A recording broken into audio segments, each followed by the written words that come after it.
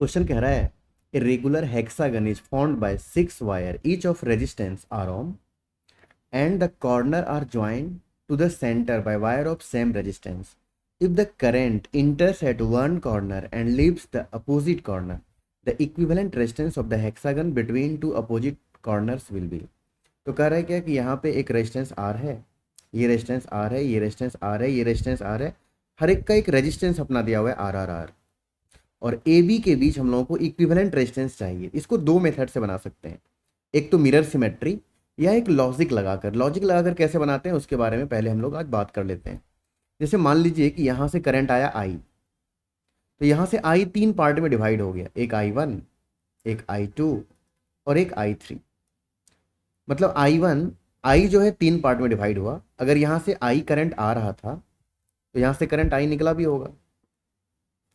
इसका मतलब ये वाला आई वन जो यहाँ से इंटर कर रहा था वापस से आई वन यहाँ आना पड़ेगा। उसी तरह ये वाला जो आई टू आ रहा था वो यहाँ से वापस आना पड़ेगा, और ये जो आई थ्री आ रहा है इसका मतलब ये वाला आई थ्री यहाँ से आना पड़ेगा। अब ध्यान से देखिए, आई थ्री जो है यहाँ से इस ब्रांच से आई थ्री इंटर कर रहा है और इस ब्रांच से आई थ्री निकल भी रहा है। मतलब आई थ्री यहाँ दो पार्ट में डिवाइड हुआ, एक पार्ट तो ऐसे चला गया और एक पार्ट ऐसे जाकर ऐसे चला आया। इसका मतलब ये वाला सीरीज कनेक्शन हो गया। उसी तरह यहाँ से आई वन करंट आया, यहाँ पे दो रास्ता है, एक करंट इधर गया, एक करंट इधर गया।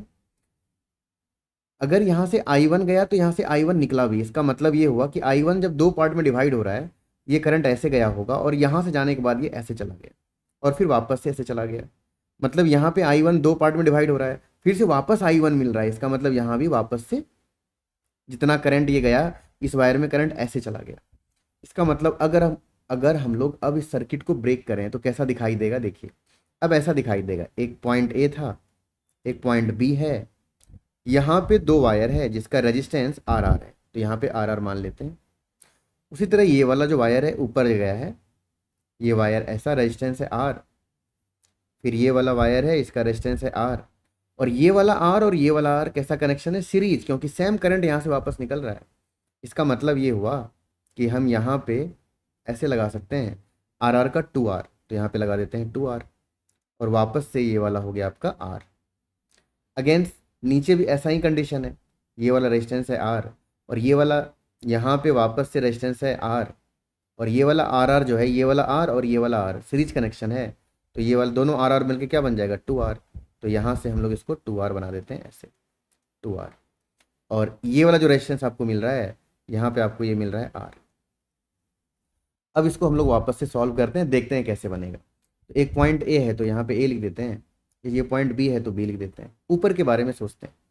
ऊपर का जो रेजिस्टेंस आपका आया हुआ है ये है आर, ये टू आर और आर पैरेलल कॉम्बिनेशन है, तो टू आर और आर के बदले में हम यहाँ पर क्या लगा सकते हैं, ये दोनों पैरेलल कनेक्शन है, तो two R into R by two R plus R. दो रेजिस्टेंस पैरेलल में होता है, दोनों को मल्टीप्लाई करके प्लस कर देते हैं, तो ये वाला हो गया two R into R, two R square by two R plus R three R, तो ये आ गया टू आर बाई थ्री। मतलब ये वैल्यू हो गया टू आर बाई थ्री। वापस से ये वाला जो कनेक्शन है, एक और रेजिस्टेंस ऊपर में है, इसको यहाँ ले लेते हैं आर, तो ये वाला आर, ये वाला टू आर बाई थ्री बन गया और ये आर हो गया। और वापस से इस वाले स्ट्रेट लाइन में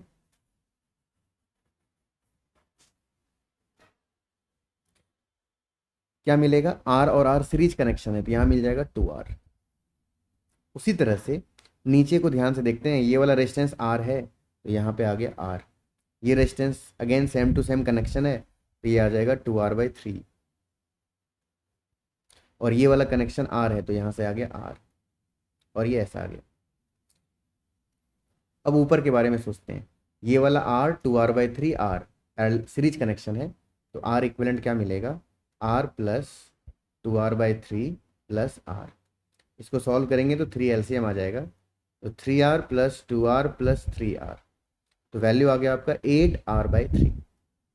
तो हम ए बी को वापस से ब्रेक करते हैं, ए बी हो गया, ऊपर जो वायर गया था उसके बदले में एट आर बाई थ्री लगाना पड़ा, तो एट आर बाई थ्री लगा देते हैं। उसी तरह यहाँ पे आपका बन जाएगा कितना, two R by three. Small R है तो हर जगह स्मॉल आर लीजिए, ज़्यादा बेटर है। यहाँ पे स्मॉल आर, ये small R, small R, 8R/3 हो गया बीच वाले सर्किट में। यहाँ पे जो है 2R है तो ये आ गया आपका 2R, और नीचे जो है वापस से R 2R/3 R, मतलब सेम कंडीशन है तो 8R/3 नीचे भी आ जाएगा, तो यहाँ पे आ गया आपका 8R/3। क्योंकि जैसा ऊपर कनेक्शन है सेम टू सेम नीचे है, अगर ऊपर का 8R/3 है तो नीचे का भी 8R/3 आएगा।